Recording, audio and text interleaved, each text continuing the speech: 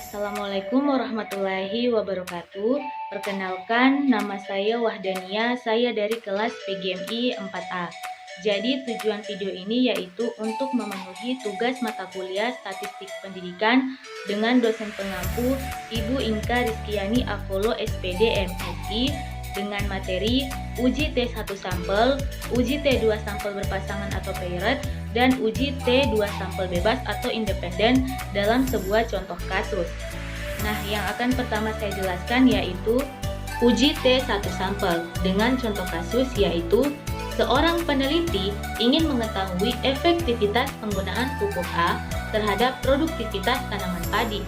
Peneliti tersebut melakukan uji pada 10 petak sawah dan hasilnya masing-masing yaitu terdapat dalam tabel berikut. Nah, diketahui rata-rata produktivitas nasional adalah 5 ton, serta taraf kepercayaan adalah 5%.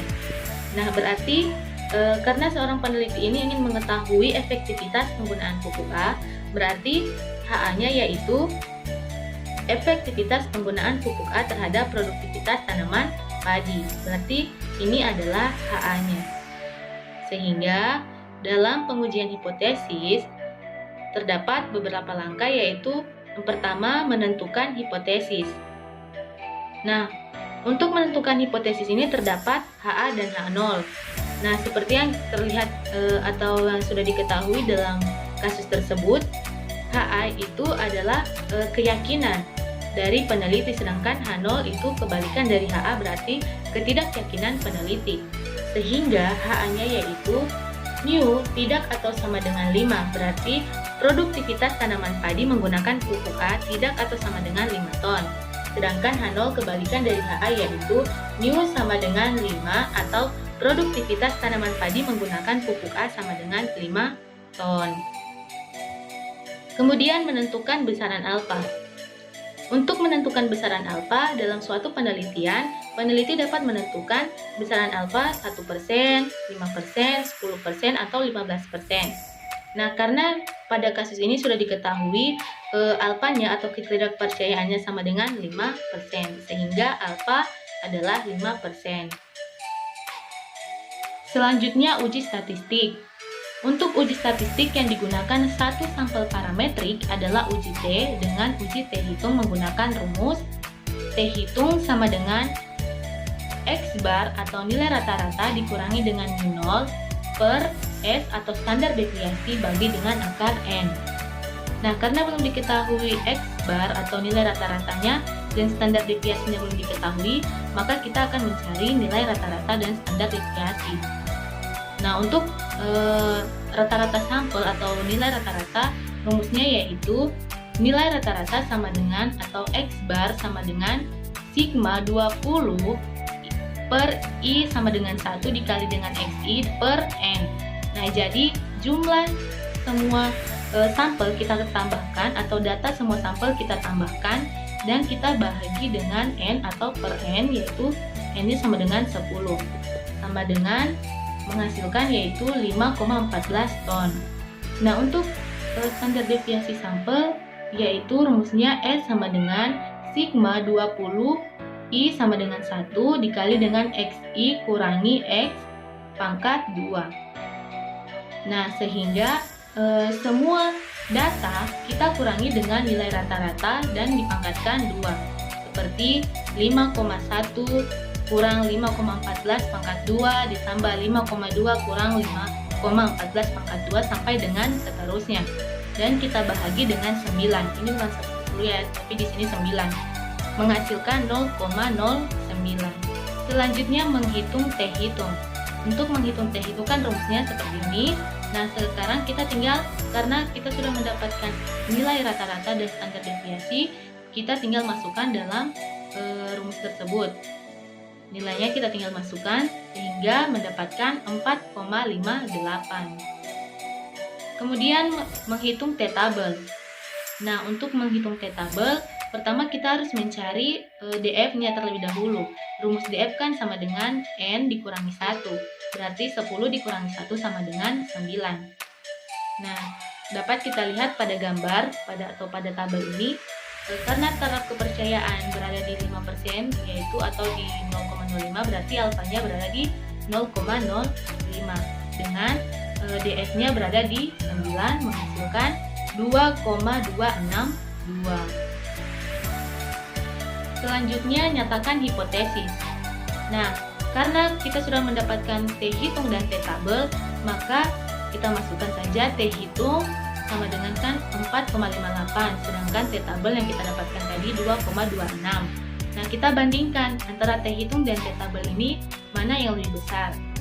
Nah, berarti dari kedua ini kan T hitung yang lebih besar kan, yaitu 4,58.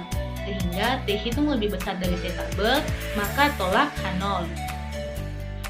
Sehingga dapat kita simpulkan atau dapat ditarik kesimpulan yaitu T hitung lebih besar dari T tabel atau 4,58 lebih besar dari 2,26, maka tolak H0. Berarti HA benar yaitu produktivitas yang diperoleh ketika pupuk A diaplikasikan berbeda secara signifikan dengan rata-rata produktivitas nasional. Kemudian yang kedua yaitu uji T2 sampel berpasangan atau paired test. Nah, untuk uji T sampel ini terdapat dua sampel yang akan diuji atau dibandingkan satu sama lain.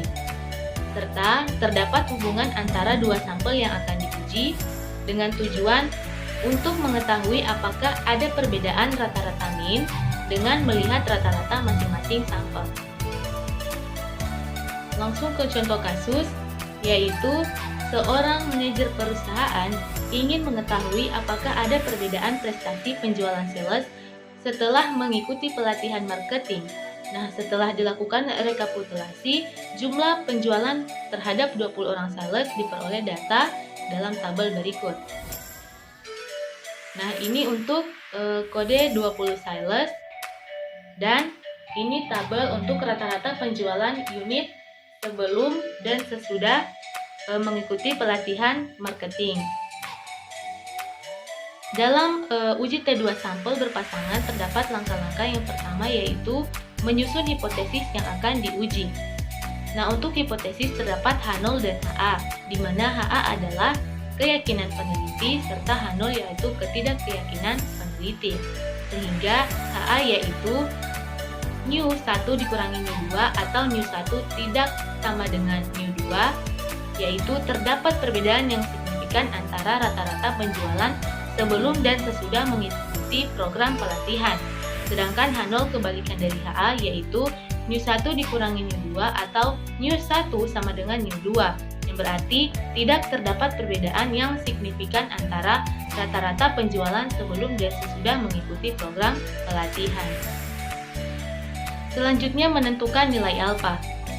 Karena tingkat kepercayaan sama dengan 90%, maka ketidakkepercayaannya berarti 5%. Berarti nilai alfanya 5% atau 0,05. Selanjutnya menentukan standar deviasi. Untuk menentukan standar deviasi, terlebih dahulu kita membuat tabel bantu. Seperti ini tabel bantunya, di mana tabel pertama terdapat sebelum yang dimisalkan dengan X1, sesudah yang dimisalkan dengan X2, dan D sama dengan X1 kurangi X2 serta D pangkat 2 atau D kuadrat. Nah, untuk D sama dengan X1 kurangi X2 yaitu dari 78 dikurangi 75 mendapat 3 atau sama dengan 3. Begitu juga 60 dikurangi 68 sama dengan min 8 sampai dengan seterusnya. Nah, untuk D kuadrat yaitu hasil dari ini. Hasil dari X1 kurang X2 kita kuadratkan atau dipangkatkan 2. 3 pangkat 2 sama dengan 9. Min 8 pangkat 2 sama dengan 64 sampai dengan seterusnya. Sehingga mendapatkan hasil seperti ini. Min 90 dan 1002 atau 1002. Kemudian untuk menentukan standar deviasi kita harus menggunakan rumus ini, yaitu standar deviasi sama dengan akar 1 per N kurangi 1 kali sigma D kuadrat dikurangi sigma D kuadrat per N. Nah, kita tinggal masukkan saja nilainya hingga menghasilkan akar 31,4211. Nah, akar dari ini menghasilkan 5,6054. Selanjutnya, menentukan nilai T hitung. Untuk menentukan nilai T hitung menggunakan rumus T sama dengan sigma D per N per S per akar N. Kita masukkan saja nilainya sehingga menghasilkan min 3,5902. Selanjutnya menentukan nilai T tabel. Untuk menentukan nilai T tabel, kita harus menentukan dulu atau mencari dulu DF. Untuk mencari DF, rumusnya sama dengan DF sama dengan N kurangi 1, di mana N adalah jumlah data, yaitu 20 dikurangi 1 sama dengan 19. Nah, kemudian kita bisa lihat tabel distribusi ini. Karena taraf kepercayaan berada di 0,05, berarti kita harus melihat alfanya di 0,05. Ini. Nah, karena DF kita dapatkan tadi 19, maka kita melihat DF-nya berada di 19. Yaitu hasilnya 2,0930. Nah, karena T hitung dan T tabel sudah didapatkan, maka kita dapat menentukan nilai aturan penolakan H0. Nah, untuk H0 ditolak jika nilai mutlak T hitung lebih besar dengan T tabel. Nah, untuk nilai mutlak itu apapun hasilnya maupun min ataupun positif akan menjadi positif. Nah, karena T hitung atau nilai T mutlak T hitung adalah min 3,5902 menjadi 3,5902. Dan T tabel yaitu 2,093. Nah, kita bandingkan antara T tabel dan T hitung yang mana yang lebih besar. Nah, karena T hitung lebih besar dari T tabel, maka tolak H0. Sehingga dapat ditarik kesimpulan, karena H0 ditolak, sehingga dapat disimpulkan bahwa terdapat perbedaan yang signifikan antara rata-rata hasil penjualan sebelum dan sesudah mengikuti program pelatihan, yang berarti HA benar. Selanjutnya yang ketiga yaitu uji T2 sampel bebas atau independen. Nah, uji ini yaitu untuk mengetahui perbedaan rata-rata dua populasi atau kelompok data yang independen. Biasanya uji ini digunakan untuk melihat pengaruh satu variabel independen terhadap variabel independen di mana satu kelompok dengan kelompok lain tidak saling berhubungan. Nah, langsung contoh kasusnya yaitu kepala sekolah di SMK itu berhipotesis atau berpendapat ada perbedaan yang cukup signifikan tentang hasil belajar peserta didiknya yang mengikuti pembelajaran MPBM dan pembelajaran MPL. Untuk membuktikan, kepala sekolah tersebut meminta salah seorang guru untuk menerapkan kedua model pembelajaran tersebut. Nah, kelas X1 diterapkan model MPBM dan X2 diterapkan model MPL. Data hasil percobaan kedua model tersebut dengan taraf kekeliruan 5% dan 1%. Nah, pertanyaannya, apakah hipotesis kepala sekolah dapat diterima? Nah, ini diketahui tabelnya, tabel T1 dan tabel T2, di mana tabel T1 yaitu kelas MPBM atau X1 dan tabel kedua yaitu kelas MPL atau X2, di mana keterangannya yaitu XI sama dengan nilai siswa dan XRAT sama dengan nilai rata-rata siswa. Selanjutnya, kita harus menentukan hipotesis terlebih dahulu. Nah, untuk H0 dan HA, karena peneliti memiliki kepercayaan tentang hasil belajar yang menggunakan model MPBM berbeda dengan belajar yang menggunakan MPL, berarti dia masuk di HA. Nah, H0 itu kebalikan dari HA, berarti hasil belajar yang menggunakan model MPBM sama dengan hasil belajar yang menggunakan MPL. Jadi menurutnya H0 itu tidak memiliki perbedaan, sama. Sedangkan menurut HA atau menurut itu berbeda, menggunakan model MPBM itu dengan menggunakan model MPL. Nah, kemudian perhitungan rata-rata dan variansi nilai kelas MPBM untuk X1 ya, tabel 1 yang pertama yaitu X1 rata-rata atau nilai rata-rata dibahagi dengan 30 sehingga menghasilkan S1-nya yaitu akar 74,56 sama dengan 8,63. Selanjutnya perhitungan rata-rata untuk kelas MPL atau pada X2 dengan nilai rata-rata 2841 per 35 menghasilkan 81,17. Kita masukkan saja nilainya sehingga menghasilkan S2-nya yaitu akar 29,45 sama dengan 5,43.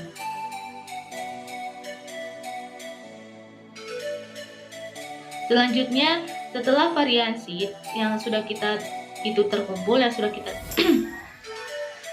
selanjutnya setelah variansi terkumpul dari dua kelas itu, maka mendapatkan nilai 7,08.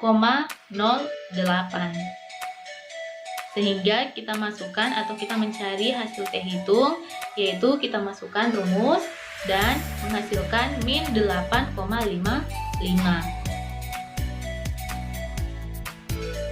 Untuk taraf kekeliruan 1% dan 5%.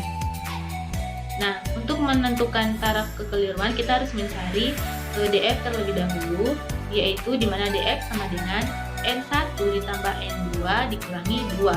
N1 atau jumlah data pada tabel pertama itu kan 30 dan jumlah data pada tabel kedua 35 dikurangi 2 sama dengan 63. Nah, untuk alfa pada 5% atau taraf kepercayaan pada 5%, 0,05 sama dengan 1,999 dengan alfa untuk 1% yaitu atau 0,01 sama dengan 2,658. Kita bisa lihat dengan menggunakan tabel ini. Ini pada data ke-63 untuk 0,05 dan untuk 0,01 yang ungu ini. Selanjutnya kurva taraf kekeliruan seperti ini contoh gambarnya. Nah, sehingga dapat ditarik kesimpulan berdasarkan hasil T hitung diperoleh min 8,55 dan DF sama dengan 63, maka diperoleh T tabel sama dengan 1,99 untuk taraf kesalahan 5% dan T tabel sama dengan 2,658 untuk taraf kesalahan 1%. Maka dengan demikian T hasil hitung jatuh di daerah penolakan hipotesis H0. Seperti ini kurvanya yang kita lihat. Nah, min 8,55 untuk 1% dan 5% itu berada di penolakan H0 sehingga H0 ditolak.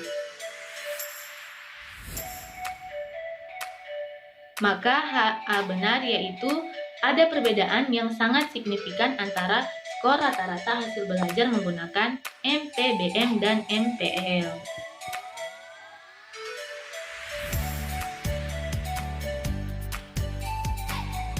Terima kasih, mungkin hanya itu yang dapat saya sampaikan. Wassalamualaikum warahmatullahi wabarakatuh.